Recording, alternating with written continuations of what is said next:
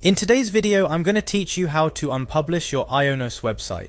Now, whether it's for redesign, rebranding, or simply taking your site offline for a while, this guide will walk you through every step of the process. Let's dive in.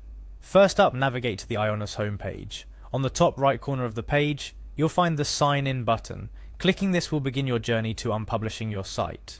After clicking Sign In, you're prompted to select Customer Account. It's crucial to ensure this option is selected to proceed with accessing your specific Ionos services and website settings. Next, you're faced with a simple yet crucial step, entering your email address. This should be the email address associated with your Ionos account. After typing it in, look for the Next button. This leads you to the next phase of the process. Shortly after hitting Next, the screen will prompt you to enter your password. Your privacy and security are paramount, so this step ensures that you're the rightful account holder making changes to the website. Don't rush, make sure you enter the correct password. Following password entry, you will again need to click on Next. It's straightforward but an essential step to progress further. Patience and attention to detail are key here.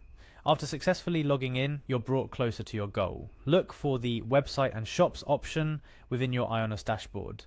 This section houses all your digital properties under Ionos, including the website you're aiming to unpublish. Now locate and select the Edit Website option. This action takes you to the back end of your website, where all the magic happens, from content edits to site settings and, yes, unpublishing your site. Here comes a very important step. Within the editing environment, you'll need to hover over and seek out the Unpublish Website button. This is typically nondescript, so take your time to find it. It's your gateway to taking your site offline. Clicking Unpublish Website is essentially the climax of this process. A confirmation might appear asking if you're sure about taking your website offline. It's here I recommend pausing and thinking it over one last time. If you're certain, proceed with the confirmation. If not, it's okay to step back and revisit your reasons for unpublishing. There you have it, a step-by-step guide to unpublishing your Ionos website.